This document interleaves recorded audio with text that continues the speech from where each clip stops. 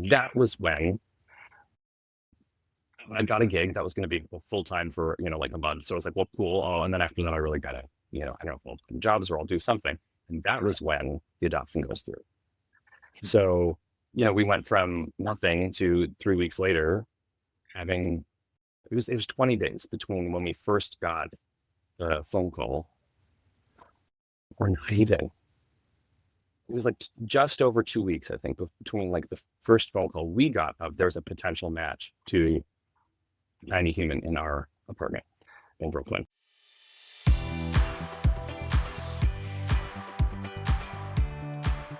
Welcome to Gap to Gig, the show for dads navigating the in-between season when work, identity, and priorities start asking different questions. Here we talk about what that season looks like and how to move through with intention. I'm your host, Michael Jacobs. Today on Gap to Gig, I'm thrilled to welcome Mike Weyandt, an ICF certified executive and career coach, lifelong performer, and student of what it takes to thrive at work and at home. Mike has an uncommon path. He trained and performed as an opera singer in some of the most demanding contemporary works, then transitioned into helping teams and leaders grow at startups and organizations, including co-founding a boutique talent consultancy and serving as a fractional head of talent for high-growth companies. Along the way, he's coached executives and founders to unlock clarity and confidence, and he brings a reflective, practical lens to what it means to succeed both professionally and personally. Most importantly for this audience, though, Mike is a dad to a spirited 7-year-old daughter that he and his husband adopted, and he's navigated the push and pull of meaningful work and being present at home in ways that will resonate with dads tuning in today. Mike, I'm so excited to chat with you today. Welcome to the show. I'm really glad you're here.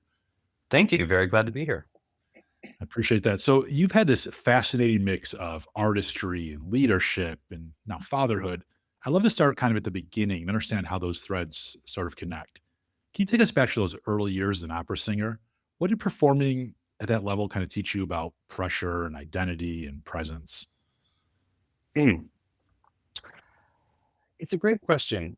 One of the things is like the most obvious showbiz thing, which is the show must go on. But it really taught me, like, when it's go time, it's very literally go time, right? Especially in opera. I mean, it's not, you can't wait for your entrance, even like an actor could. It's like the music is where it is, and you're either on time or you're late. The conductor's stick is coming down, and you're there when you're supposed to be, or you're not. And if you're not, it's very obvious, right? Especially if people are familiar with the music you're doing. And I bring that up because really what it taught me, which I don't think I appreciated until much, much later, was almost like forced turning on and off, being present.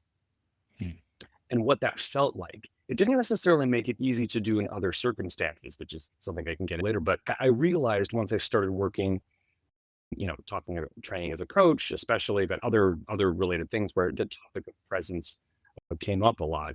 I realized, like, oh, I do know what that feels like when it's working. I don't necessarily have self-command where I can put myself there instantly in any situation, but this is not sounding like abstract theory to me. I go, right. Oh yeah, it's feeling, in flow in a certain way, in focus in a certain way. I assume a way that I was never a good athlete, but the good ones probably can be, this kind of like in the moment flow state thing. And I think that, like, knowing what that felt like in my body and knowing what my mind felt like when it's in that state is probably, in retrospect, what I learned the most. So I never thought about that. Like, performance it's a form of presence, right? Like you said, if your timing's off, if you're not present when you're supposed to be, like in your case, singing, it's noticeable. You've missed that mark, right? And that kind of carries over to other aspects of life.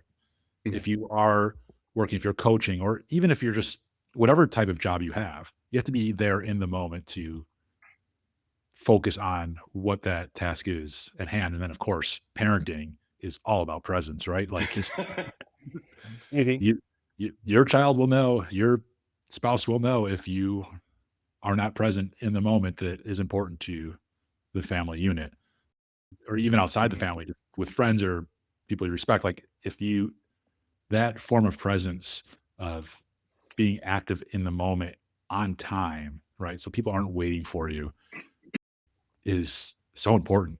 I never thought about, like, how that comes from performance and from opera singing. It's really interesting because Well, I know like opera demands focus, right? Like I'm not an opera singer. I know very little about it. I appreciate the art, but and I know that to be a prolific singer, you need to have focus, right? You need to focus on the music, the physical part of performing, mhm. and like when the curtain goes up, you have to be there, right? So Yeah. And you know what I would say? You also learn about when it's not working, what's like, it can be very cut and dry. I think in some ways it's very similar to something like any like fine motor skill, like a golf swing or something where you really work on it.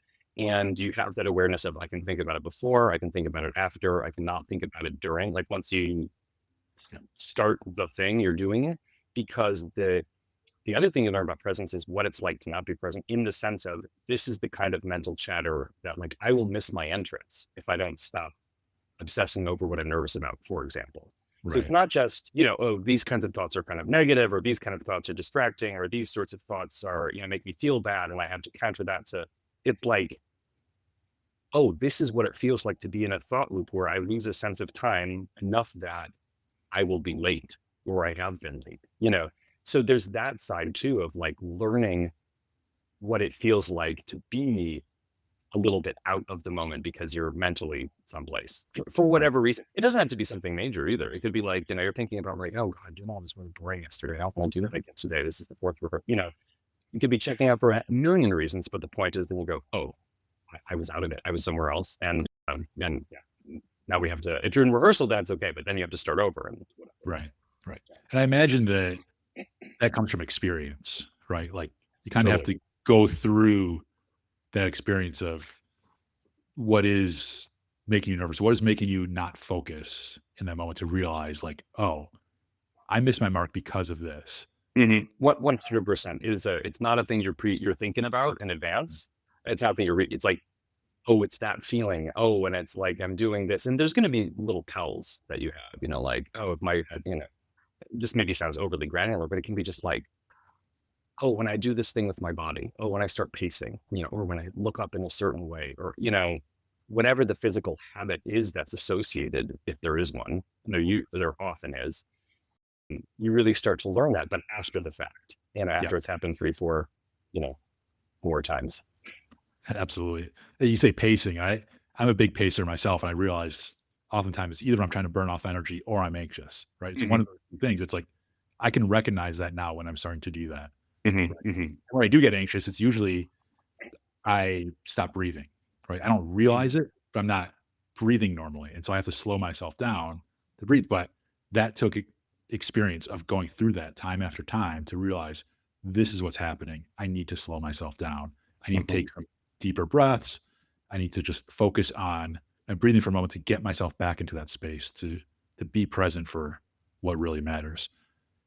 It's really interesting how from performance to you can go from performance to presence and like the connection there is so tight, right? Like you can't have one without the other, mhm. right? I'm not sure I realized that until you basically, you walked me through what your experience was like. So when you transitioned from performing and you got into talent strategy and coaching, did you wrestle with identity at all? Like, how did you feel going from performing on these big stages to working more directly with smaller audiences? Yeah, that's a good question. I did, but kind of in the opposite way as a lot of my musician colleagues did. I had always been kind of like a very omnivorous, interested in all sorts of different things person. As a kid, all the way through college, whatever, and eventually had to funnel into, you have to do something. And I think there were a lot of reasons why I ended up on the path I chose, which is, maybe a separate thing. But I always had this feeling that was part of my core identity, like underneath even the professional, the singing, aspiring singer part was like, oh, but then I'm also something else. Like I'm gonna do that and I'm gonna do this other thing. And this was true of when I was in high school, I was like in 9 different activities at any given time. If I was in two, I tended to get kind of lazy. But if I was in seven, then I was like really on top of all of them. You know what I mean? Yep. Um, so I was also diagnosed with ADHD like much later in life. And in retrospect, I was like, oh, that explains a lot. Pressure had to be at a certain level, or there had to be a conductor like bringing a stick down. And then I'd be like, well, now I can focus. Or I had to be very interested in something just for whatever reason, so I did really well in school because I was really interested in a lot of things. Yep. At that point, later, that became difficult because, I always had survival jobs when I was singing, most of which were not particularly interesting. Although I enjoyed my colleagues. I taught English for a while. I liked where I worked. I liked my colleagues, but the the benefit was that I could leave for 6, 7 weeks at a time if I had a gig, and they were okay with it. So it paid the bills a little bit, or at least made it easier, and it had the flexibility. But what started happening is, the deeper problem with my identity was, or challenge was, that part wasn't so interesting.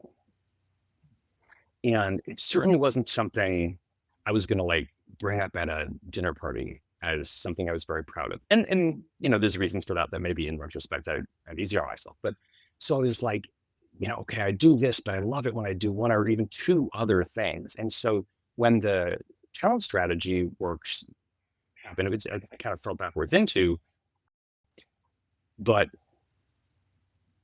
the real quick identity there was like, "Oh, now I have something else to really sink my teeth into, and I can keep the other thing." And in fact, this ended up being a really big identity shift later, but that mix was like, I was like, I'm not going to just do that either. I'm going to have this really fun thing where I do the singing thing, and then I hang out with my singer people, and then they're like talking about their lives, and I get to tell them, oh, I have this totally other thing. And I'm going to turn around and I'm go to these tech people and say, oh, I have this totally other thing. And I'm going to feel really great. So that was, so it was a weird thing that kind of brought back a side of myself that, again, this isn't how I was thinking about it at the time, but it kind of, I liked that identity for a while. I did not really think through the sustainability of this dual identity Sure. necessarily, which is a separate issue also. But I really liked that. And so when it was working, there were some years there where I felt like really in the groove. I was like getting more interest in gigs. I was singing at bigger, more prestigious places. And then, my client list was getting more interesting. Yep. So I was like, it's so cool to be able to do both. Nobody else gets to do that in this very unique mix. So this is really fun. That's really fascinating. Like, to me, it sounds like in that period of time, you were chasing passion to some degree of like you had these two different interests and your teaching English wasn't really necessarily your passion, but as you started getting into coaching, it seems like, and maybe I'm projecting here, but it seemed like that was something that you became passionate about. At least the more you got into it, the more interesting it became. And you still had this other passion of singing. How much of your identity during that time was chasing this passion versus chasing your ambition? That's a great question. I I will say I think it really shifted from the passion to the ambition earlier than I thought Hmm. without me being super aware of it Why do in you think that was? retrospect. Like I think there was something it was stimulating enough to have this mix of different things.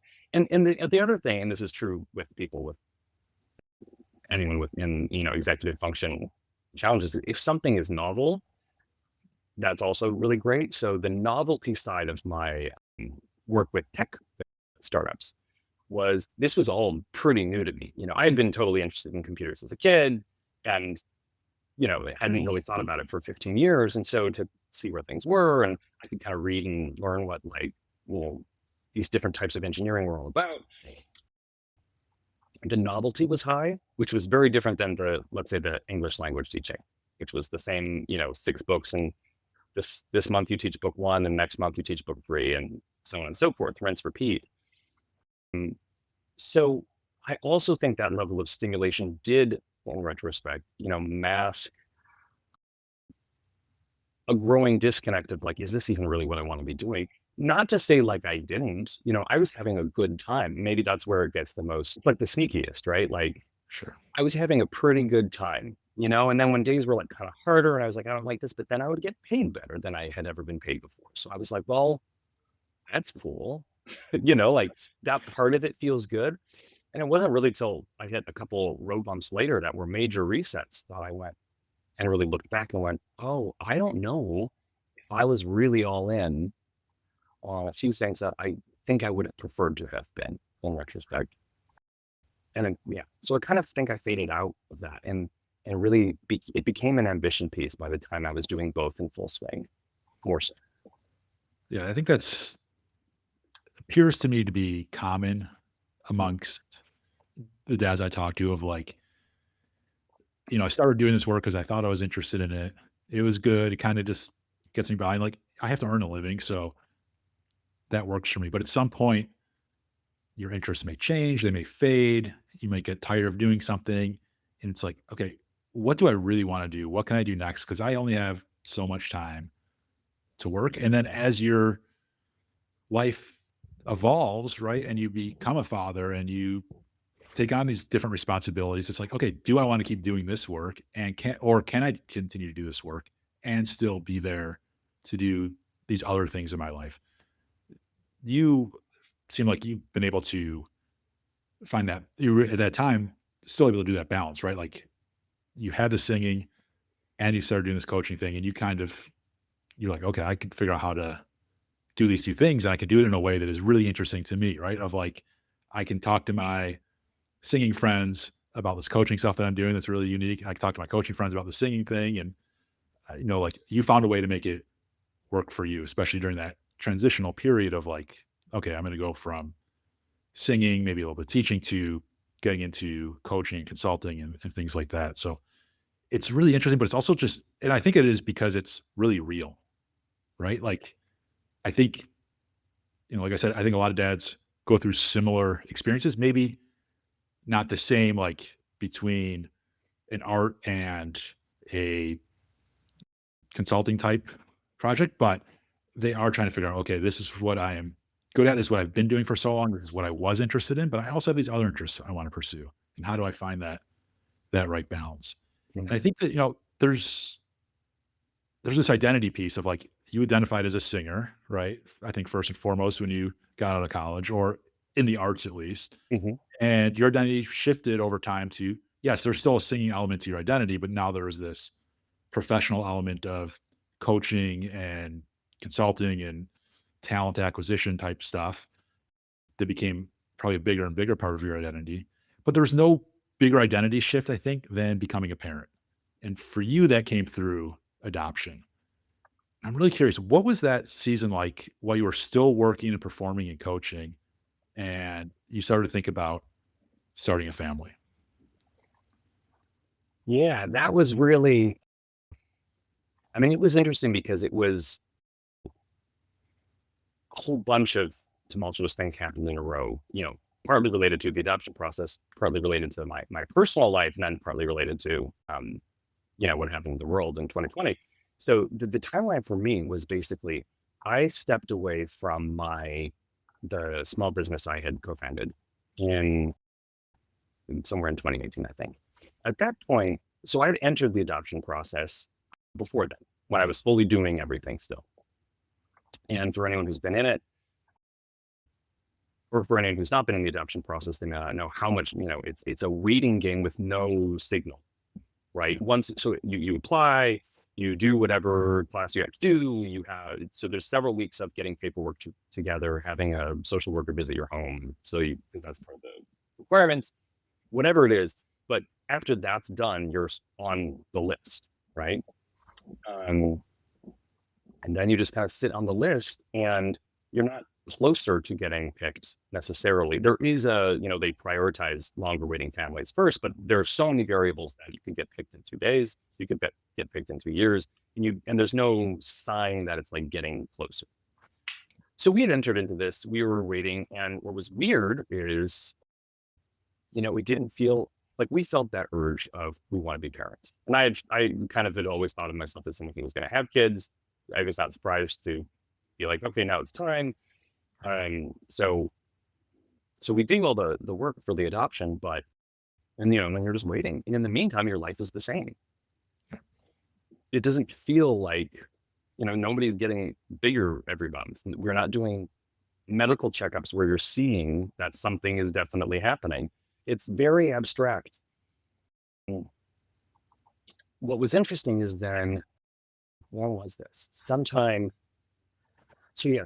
mid roughly 2018, I think, is when we went down the small business.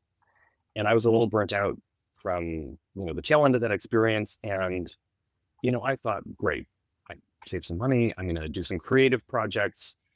I hadn't had space to do. It had been getting a little more demanding. It had been a little harder to fit in some singing work.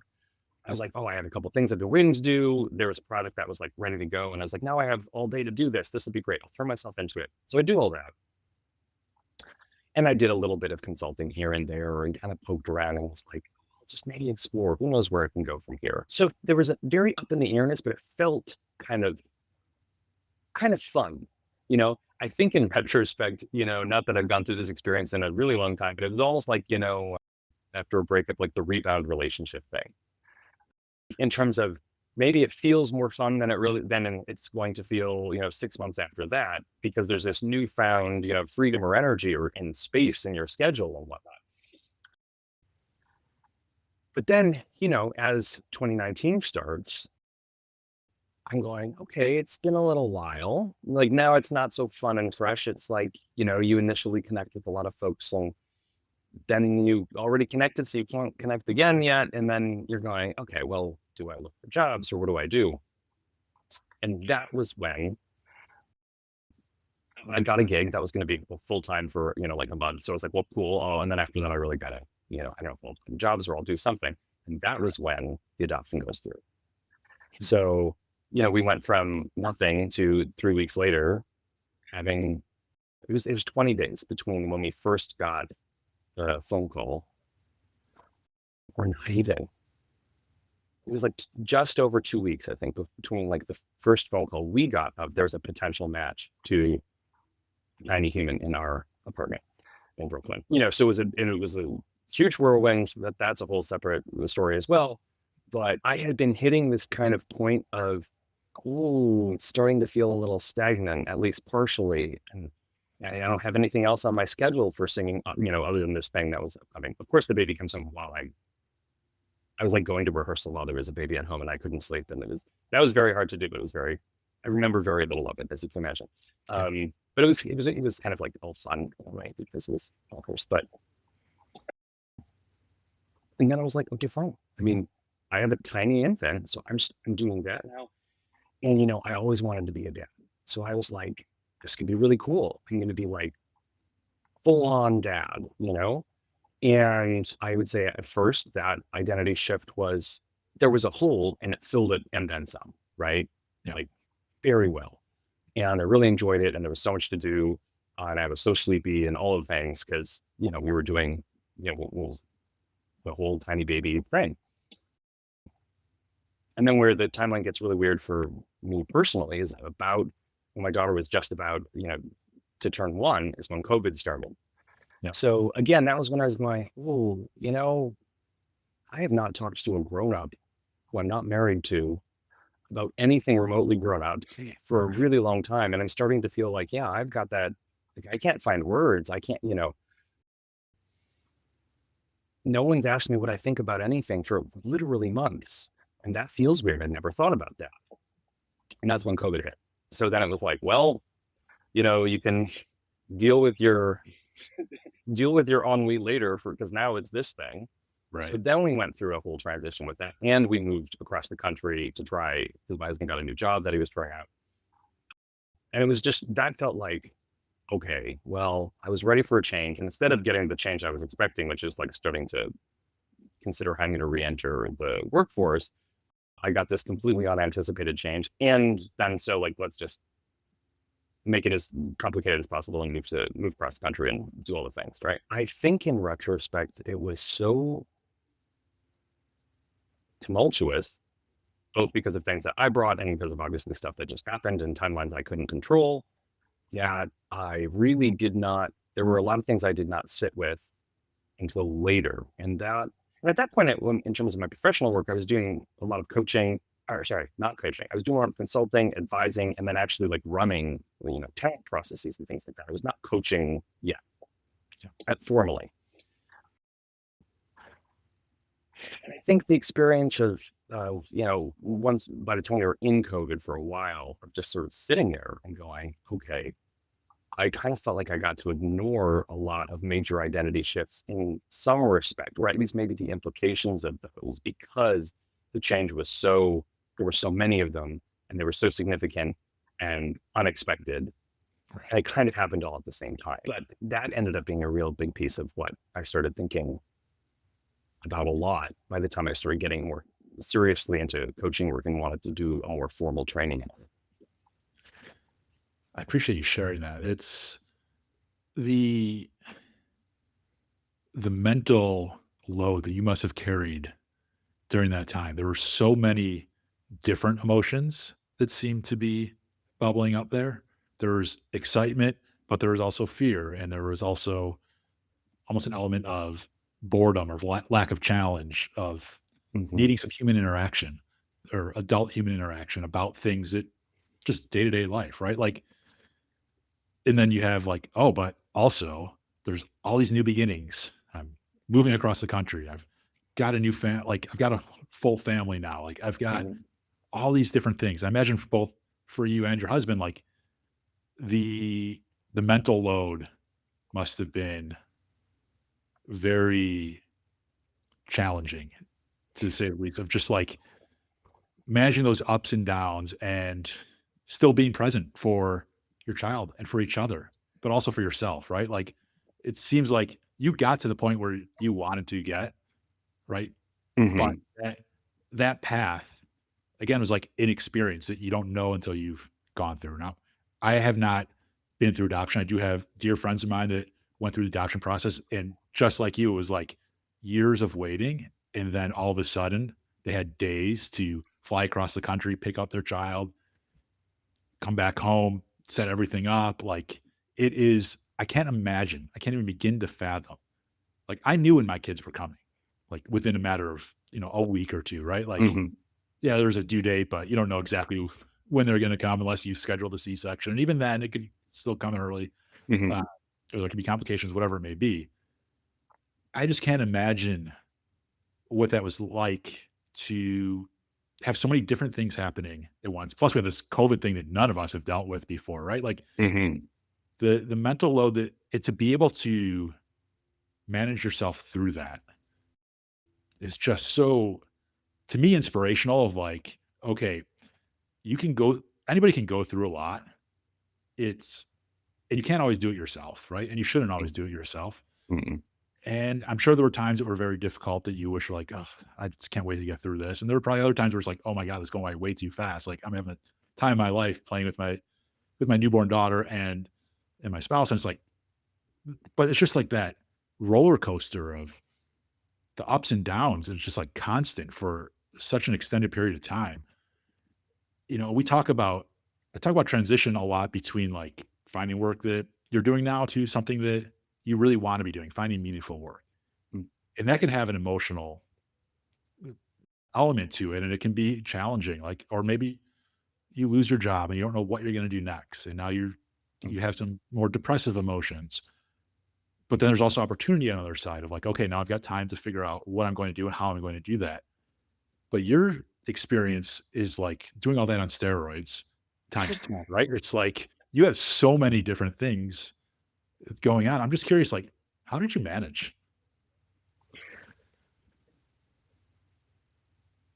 Yeah, it was, I think, one part, the show must go on, like, in the sense of you're just doing whatever you're doing. And I mean that in a very neutral way. I don't mean that like this was not like I did not have the Buddhist smile on my face, but to say the least.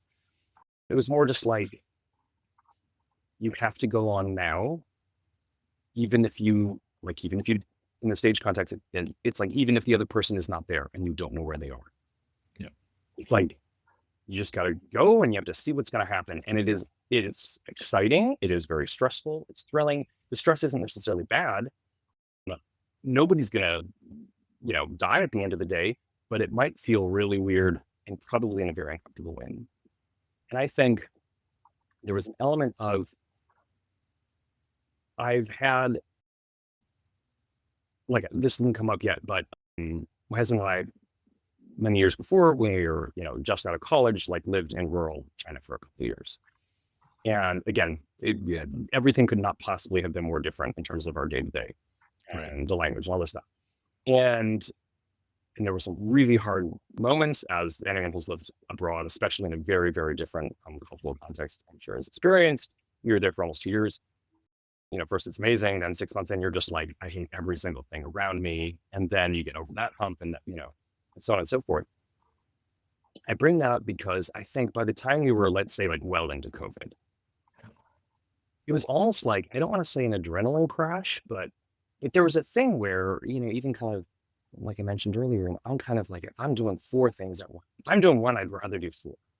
Yep. If they're big, I'd rather they be a little bigger. But also, just the randomness is exciting, meaning I'm not picking all of these things. Right. I maybe haven't, I've done one thing I've been good at throughout my life, for all the things that didn't work that were not so easy is if there's an opportunity and I'm like, I don't know if I can do that, but I kind of want to try, I tend to just jump on it, making something for myself. Suddenly, halfway through COVID, that's the thing that became both necessary and the important thing. Like the most important, meaningful thing I wanted to do, I realized is I want to stop reacting. I certainly want to stop reacting to like spontaneous global events. That's because that was crazy. But Yes. at the same time, there was something just like, here, I can like, fine, we're wearing masks in the grocery store. Well, I'll do it. Like I'll learn how to make 2 breads, not one, whatever. I mean, and I don't mean to make light of it. It's just, it was very tough too, but I was kind of like, this is what we're doing now. Okay, fine. Obviously that can't go on forever. Right. And so I think suddenly when we were in the new routine out west and it had been stable for, a few months and things were opening back up, and there was, and, my daughter, obviously we went out when she was a year old, but like now she's 3, now she's going to preschool. She's got, there's like a regular schedule. There's a school calendar. There's a this, there's a that, and that really, really stable routine where you're just, in my case, I was the stay-at-home parent. Like I'm just the dad. I'm so-and-so's dad. And that was the identity and I changed context, right? That's the only identity anyone knew as, basically, at that point. And suddenly that was really weird. And that was a hard transition. So it was almost like, it wasn't literally like a shiver crash, but there was an element of like, there are no big surprises being thrown my way anymore. And in fact, it's quite the opposite. It's, so day by day, obviously with the kid, but then that was true of other stuff. I ended up getting, some consulting work and and I ended up taking a full-time job that was doing the same kind of thing. So it was very predictable. There was a little bit of a variety of clients, and that was, I think, the hardest point for me, personally. I imagine it sounded to me like until you got to that routine stage where the schedule started coming in and they're in preschool, like you are able to move forward by being comfortable with the uncomfortable, right? Like Mhm. to me, it sounds like, okay, we're going to go live in rural China for 2 years in a very different culture, different language, different everything. And I don't know what it's like to spend time in rural China for 2 years, but I imagine it was a lot of learning new things and, whether it's customs or words or foods, whatever it may be, right? And you seem to almost thrive off that uncomfortableness, right? And so, like, you were able to embrace what other people might find stressful to you was more of a a desire to achieve, There to was, challenge. yeah, I would say like, and like, to be clear, there are so many kinds of discomfort that I'm to this day terrible at sitting with, but there's a certain subset where, there's like a combination of novelty and freedom to explore as long as you don't freak out. Mm, Meaning, I wasn't there to, like, we were teaching it was through the college we went to, and there was you had a teaching thing already figured out for you, and it was only like 15, 20 hours a week. So you had plenty of free time to like go meet people and travel and blah, blah, blah.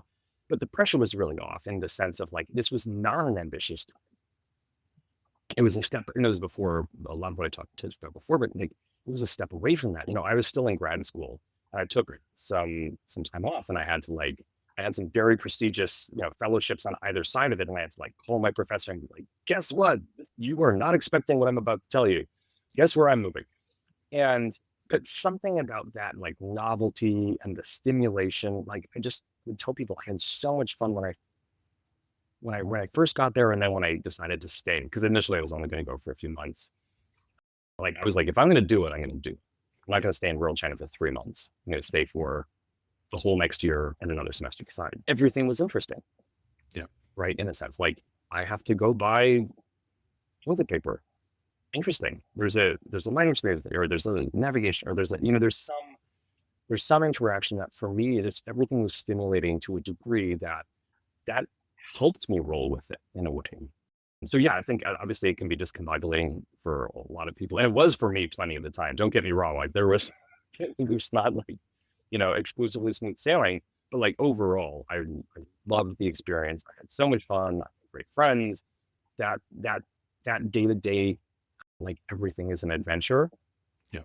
That was really fun, and you know, to tie it back to the parenting thing, I think as a lot of us know that there's of course, the most meaningful, adventure side of it, there's definitely something that does not feel like an adult adventure. It feels more like a very boring routine that will go on forever, which of course it doesn't.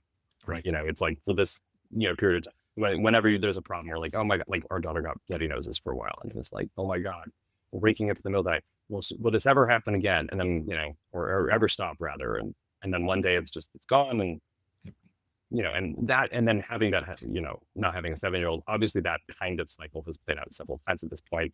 From what I hear, that's how it keeps going. But that was just so different because stimulating is not necessarily the first word that comes to mind for a Yeah. lot of those day in, day out things. And it's not what's important, right? Right. I think that was the other part of it, is being like, my interest level is profoundly unimportant to the task at hand, but including for me, as your values, come up in yourself as a parent in ways you didn't know until you had a kid. Right. And, someone going, oh, yeah, I like that, but I certainly can't do it. And I wouldn't. It's not like I miss it and I wish I could go back to that. I don't. But that kind of left me feeling like, well, so what do I want in this new space? How do you think with you look back now with you have a 7-year-old at home, you went through these lots of different transitions, some bigger than others, but what do you think you got right during this transition? Um, like ask her in 10 years, right? So many moments I to this day don't get right. Because day in, day out, I feel like if you get 55% of your moments pretty right, you're like, this is not the worst day as a day. It really mattered to me to to be less reactive than I had been previously in my life. And in a lot of different ways.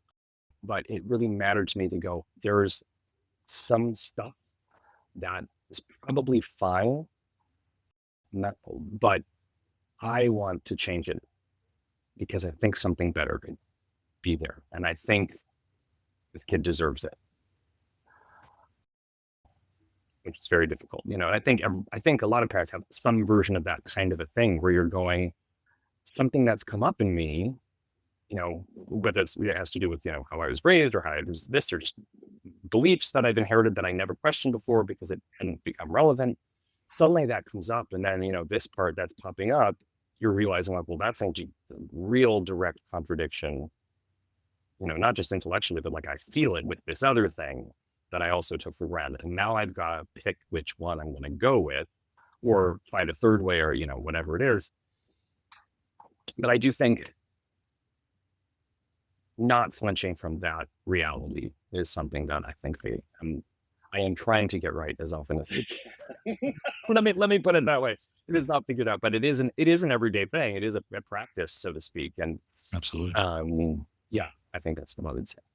I love that. It's like you've patience became a very real goal for you as a father. I think, you Mm-hmm. know, I'm sure it comes through clearly to your daughter. Like we model the behaviors, whatever behaviors we give, those are the models that our kids follow, right? And to recognize that there's this reactionary element and it's okay to react, right? Like you're going to react to things, but Mm-hmm. can you do it in a more effective manner, right? Is there a Mm-hmm. better way to do it? And you're not, like you said, you're not going to always get it right. And no parent does. And that's okay. But then how do you respond to that reaction? Mm-hmm. So, like, I think it's only fair I asked you what you think you got right. What would you coach yourself to do differently? Is there anything that you kind of like, I probably could have done that? Yeah. One or two things, get there sooner. No, I mean, in a lot of ways, I think the stuff I worked on, what I think I got or am getting and trying to get right is working on the things that are most important, like day by day. In the spirit of that, um, I don't know if I could have done much sooner I could have done some of those things because it's very like start where you are. You can only start where you are. That being said, I wish I had gotten better at some of those things sooner. I think I think on the reactivity piece, what was hardest, and eventually I had some great advice and great help from wonderful and very wise people here, was not just accepting in the moment, you're going to be more reactive sometimes, and then you're going to go, oh, why did I say it that way? Or why did I throw out a punishment I knew I was not going to do? Like, whatever the thing is. Right. But then on the next, the same thing being a day in, day out reality, whether or not you turn it into a practice, being okay with that, being okay with being like, yeah, I raise my voice sometimes and I don't want to. And the sooner I was able to go get away from the very black and white type of self judgment that I think is so understandably easy to fall into of like, oh, I can't believe I did it that way. Why am I going to do that again? Or I can't believe, whether it's or you're too progressive in a way that you're like, oh, I just let them say that. And then whatever it is, not seeing the long game, so to speak, and just being like, oh, I so wish spending too much time thinking, like, I wish I wasn't this way, or I wish I didn't have to deal with such and such an issue. It's kind of like, well, you do. So, Right. So, like, a lot of, a lot of dads, they feel like they're reactive, but reactivity can be many things. It could be like an emotional reactivity. It could just be reacting to if you feel like you're falling behind, right? And you're just mhm, reacting to what's in front of you. I love your idea of like this looking at this more long term, right? You can't just look at just in that particular moment. It's reactivity is a stance over time, I mm, guess, right? Like if someone feels stuck in this constant mode of reactivity, whether that's reacting to their child or reacting to the work that's in front of them or what they need to get done around the house or whatever it may be. Do you have any advice of like where you would tell a dad to begin kind of getting unstuck from this constant chain of reactivity? yeah. I mean, it's hard. It can look different for everybody and all of that. But that being said, I think for most people, that I've spoken with informally, like there's just sort of basic awareness building around like when you are feeling that reactive thing, whatever you want to call it, like what can you notice about what's happening in that moment? And especially like, check that if you're a person who like has good body awareness and do that, absolutely. For me, there was a very clear, oftentimes mental loop where it's like there was a message that's like, this shouldn't be happening right now.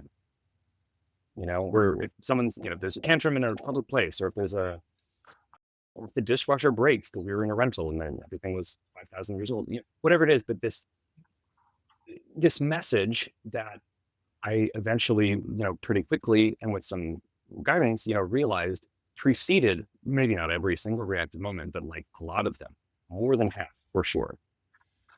Then it became a question of, okay, now that I've noticed that, there's a number of ways to try and neutralize it. Most of the time for me, it was like, why shouldn't it? It's just as okay, we're going to accept reality instead of thinking about why something shouldn't be the way that it obviously is. And that doesn't mean that suddenly everything is solved. That certainly doesn't mean that like, your whole body is just suddenly instantly calm or anything like that. And your nervous system goes back to baseline. But it was the start of going, it's just a thing. And if I can clock into this stress, and for me, with my specific background, and remember, like sometimes you just got to go on stage, and you know what? If the other person's late, the other person's late. Right. And if the audience knows that something is very wrong, you still will just sit there and you'll like pretend to eat the loaf of bread or whatever your stage business was supposed to be until Right. it's like, even my dad always says something will happen. And that I think for me is if I work with somebody or just talk with somebody, informally, and that's not in there, it's kind of like, learn your tells, it doesn't have to be all of them. Just pick a couple, find a couple that seem to be in there a lot. Usually it's some version of this shouldn't be happening, or why is this like this, or that is always blank. And finding a way to deal with it that's not in reaction to that message, but is rather disbelieving that message in some way. So it's sort of there's a couple of through lines there for me that pop out at me is like one is slow it down, right? Of like Yeah. slow it down so you can recognize what are some of these patterns that are happening, right? And then focus on what you can control versus what you can't. Like in the moment, it's already happened. Like you're not gonna be able to go back in time and stop that tantrum from happening. But it's like, okay, I Mm-hmm. recognize this is happening a couple of times. What can I do differently to, adjust the situation going forward? Right. And it's like, what's right for me? Like in this Mm-hmm. moment, what's right for those that are around me? Mm-hmm. And like, And I think that last piece is so important too, which I didn't say, but like what's right for me in the sense of the whole your oxygen mask first. It's like you're part of that system and being like, yeah, I like me, I'm from the Midwest. So if we're having a public tantrum, with the kid, there's the whole world of like you don't want everyone staring at you, being like, why is this? They're not that they're thinking of it, but like there's so I have to go, okay, if I bring the kid to a public place between, the ages of this and this, that does happen. I know that when that happens, at some point it will, that's going to be really hard for me. I'm going to feel like this is a disaster. I'm going to panic. I'm going to feel like whatever. And just recognizing like that's true. And I don't want to react to that feeling, but also like it's understandable why I had that feeling, given, where I came from, how I grew up, whatever all the inputs are, like the fact that this is a really hard type of moment for me to bear is not particularly mysterious, actually. So if I yeah. just accept that as part of it too, then maybe I can slow it down and get or if I include that when I slow it down, then I can get a little space to just go, I just have to do something. It might just be like, take the kid up and calmly walk to the car and buy the clothes later or whatever it is. But Right. yeah, anyway, sorry. But that's really the including myself piece as opposed to like, why couldn't I have handled it better?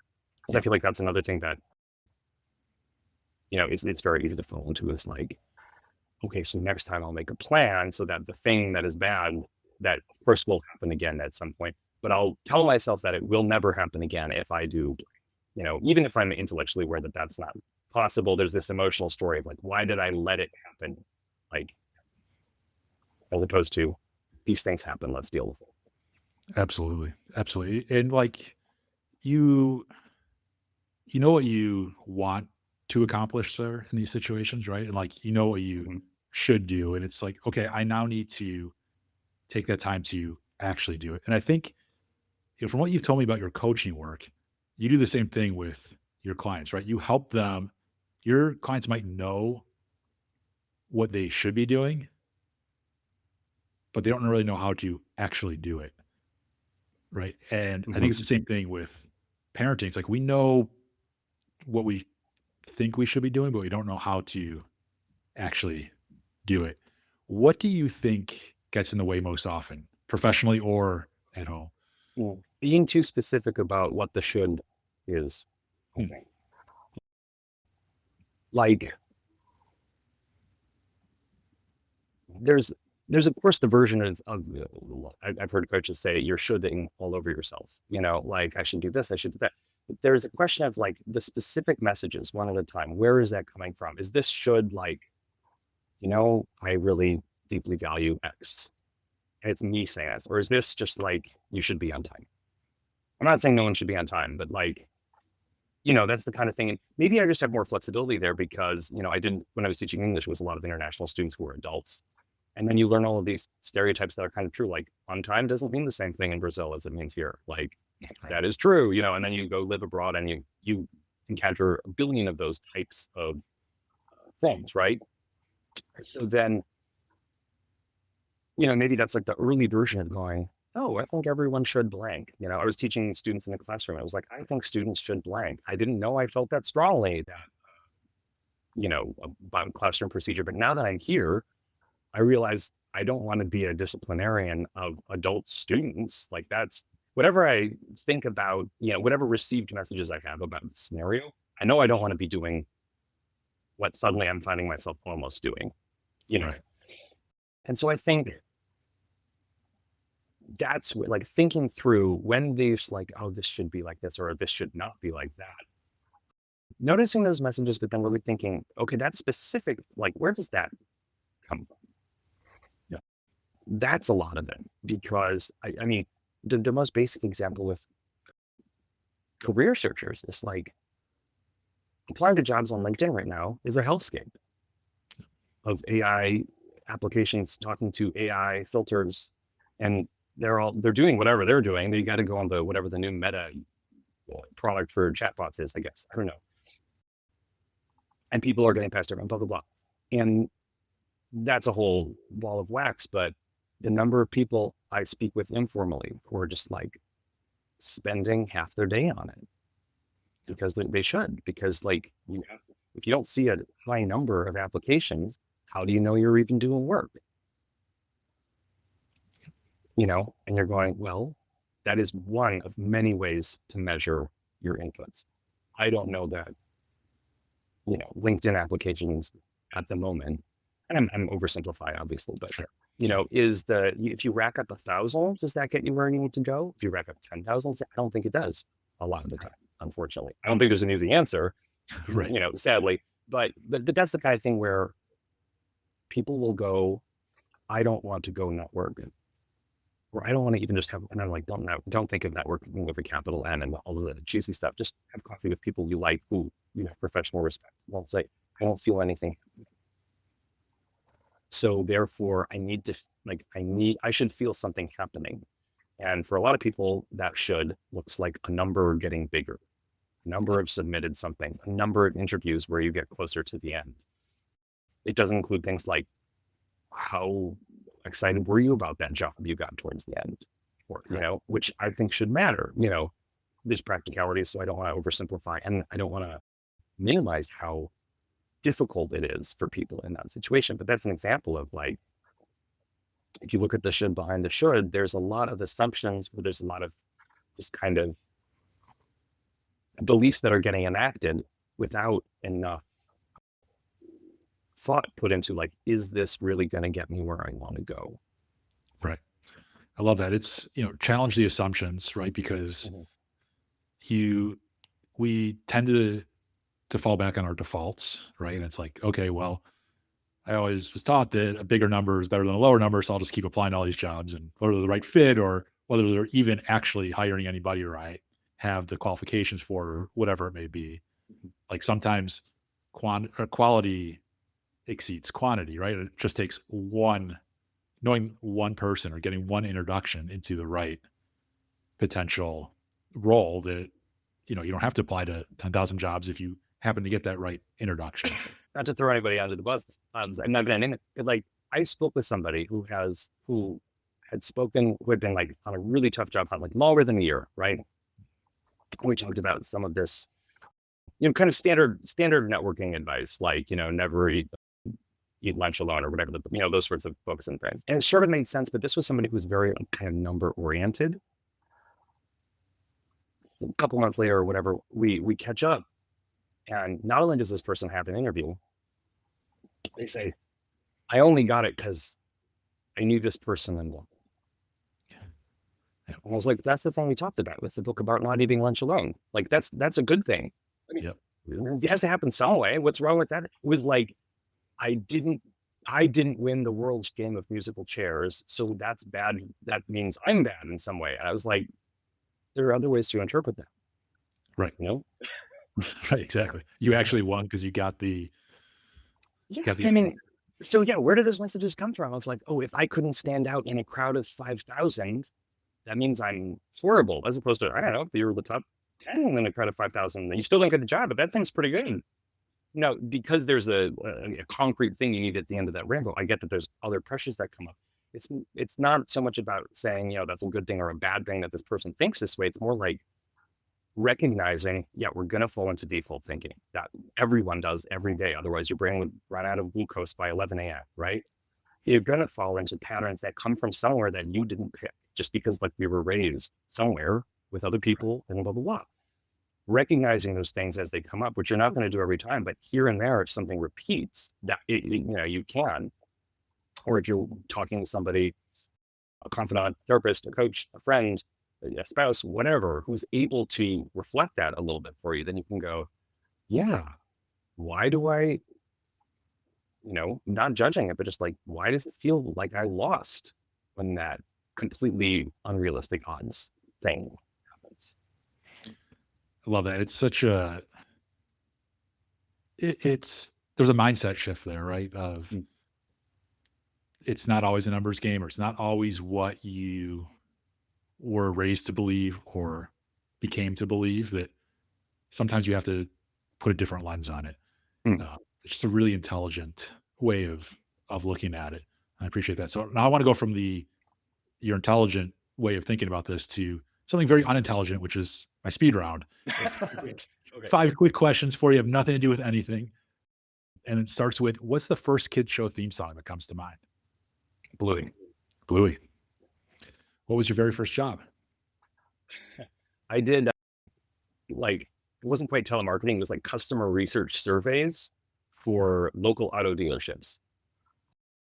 And yeah, it was like 3 hours long. It felt like an eternity. I was 16. I hated it so much. It was a fine job, but yeah.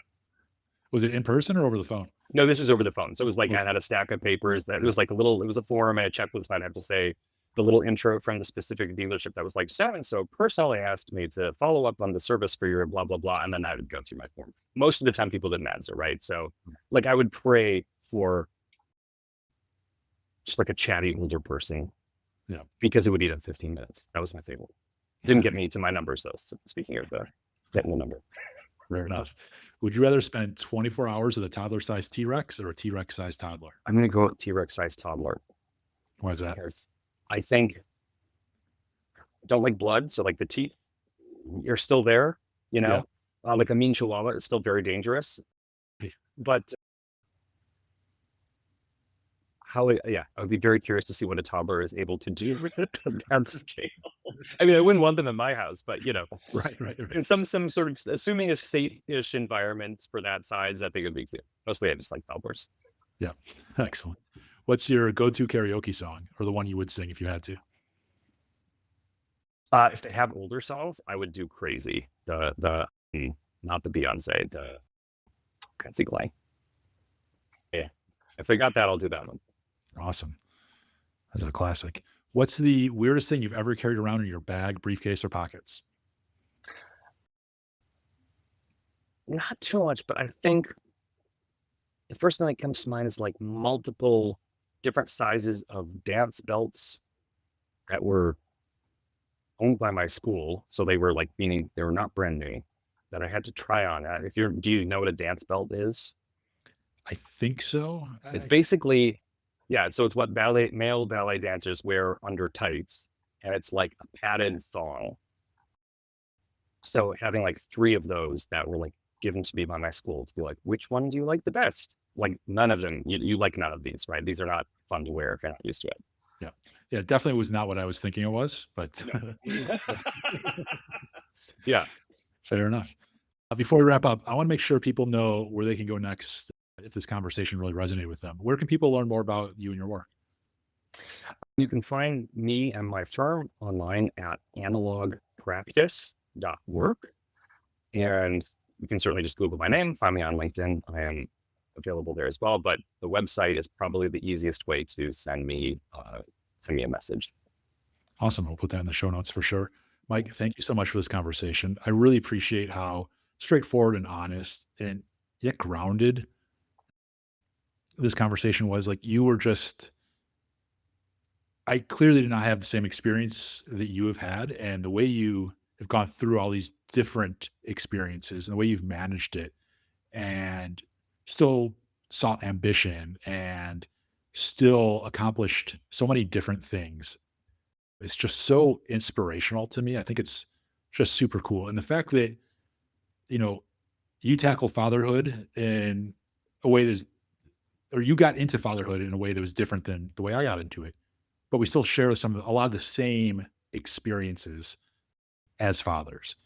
And it's just so cool to see that there's different ways to approach it. And we all can kind of be there as dads and be our own unique selves as dads. Just the way you talked about it to me was just so cool. I just really enjoyed it. So I appreciate you joining me today. Thank you so much. I know dads listening are going to walk away with something they can apply immediately from what you talked about today. So thank you again for being here. And finally, before you go, if you're a dad listening to this and you find yourself in between navigating a season that feels different, head to gap2gig.com, subscribe to the Gap to Gig newsletter. Comes out every Friday, and it's a quieter space to reflect on work, life, and what really matters right now. If this conversation resonated, consider sending it to another dad who might need to hear it. Until next time, I'm Michael Jacobs. Thanks for showing up and listening to Gap to Gig.